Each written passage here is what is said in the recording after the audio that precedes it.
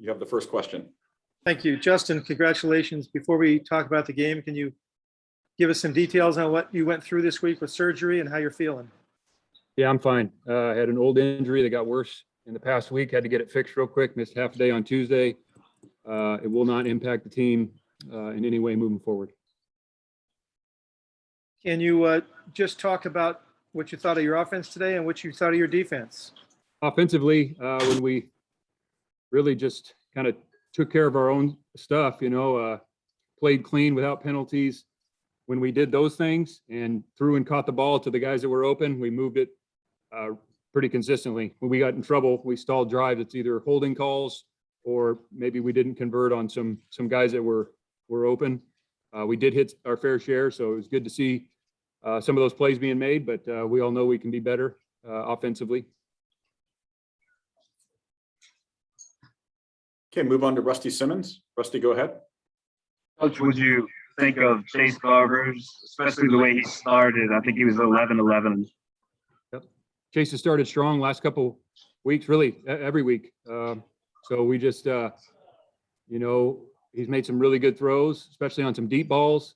He understands the offense. He had a couple good scrambles today, and I think he can still take the next step to playing even better. And so really encouraged, and we're going to continue to work with him on really refining some of those other opportunities where he can even be a little bit better. Obviously, you want to win every game, but how big is this to get one in that column before you start conference play? Yeah, and you never minimize a win. I mean, it's hard winning in college football regardless who you're playing. Sac State's got good players. I mean, they have some good skill on offense. They're well coached. They're as well coached as anybody will play, and they did a good job. And so it's good to get a win. But we all know that we need to be much better. Okay, go ahead to Trace Travers. Trace. Yeah, Coach, what can you say about all the pass interference penalties that racked up on your DBs today? It's not good, Trace. We have to be able to play some man-to-man in order to get off the field. And we're not making many plays there. And we need to practice better. And we have to, myself and the secondary coach, got to do a better job of helping the players understand the techniques. And they have to go into the game and execute those techniques so we can have some success and play confidently. And we just need to take a step there. So that's on me and the coaches in the secondary. And with regard to some of the zone coverage, where do you feel like you guys are at as far as being able to call man or zone? Well, Trace, you try and move the stress around, and we tried to do that again today. And when we got in single high and man-to-man, they went outside with the ball, which is what passing offense is known for. They're going to stretch, go after you on the perimeter, and they won some there. And then when we got into zone, they hit some over the middle on us.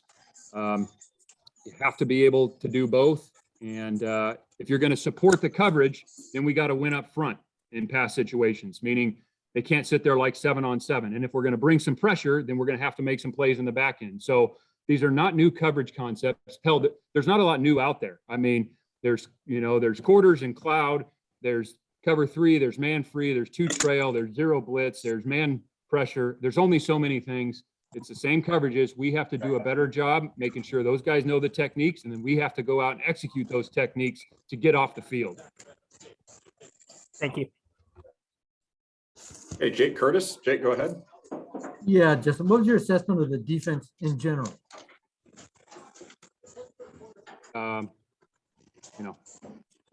Wasn't great, Jake.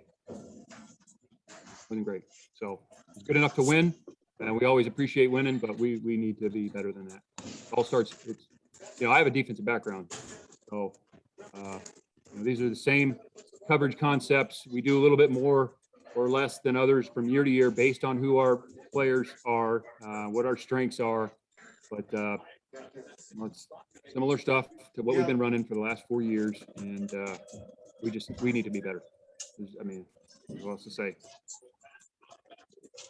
Okay, we'll go back to Trace. Yeah, Coach, you did have the 99-yard kick return to start the second half. Do you feel like Nico was kind of due for one at this point? Yeah, Nico's, each time he gets the ball, he can make some good things happen. And I thought he did a great job on it. There's obviously guys involved with the return, the front line, some of the other guys involved in the return portion that are going to show up on the tape who have made key blocks there. So all in all, it was a really clean play.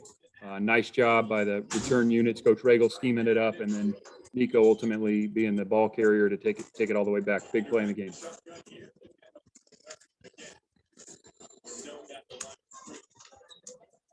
Sorry, follow up from Jeff.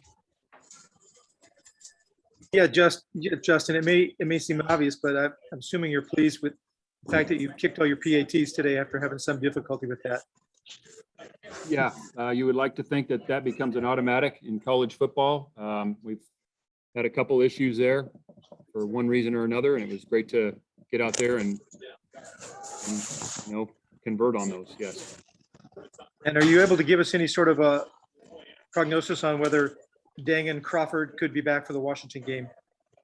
We don't know yet. I would imagine by Monday or Tuesday we'll have some more information. But as of right now, there's not much to report. Thank you. Yeah, we'll go to one last question from Trace Travers.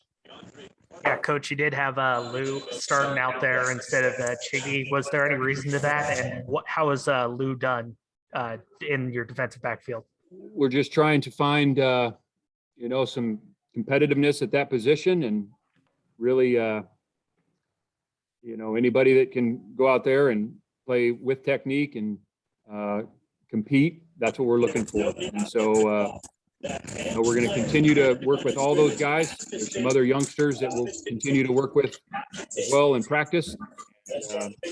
We have to improve in that area. I mean, that's a tough position. I mean, we've been spoiled with a guy, Cam Bynum, who really started for 4 years. We've had some really good secondary players that have been here, and some of these young guys are getting baptized by fire, and it's our job to help them play better. And ultimately, they got to carry over we got to make it competitive in practice, and we got to carry it over to the games, and we got to help them have confidence by trusting their technique. And then ultimately, the performance will build confidence.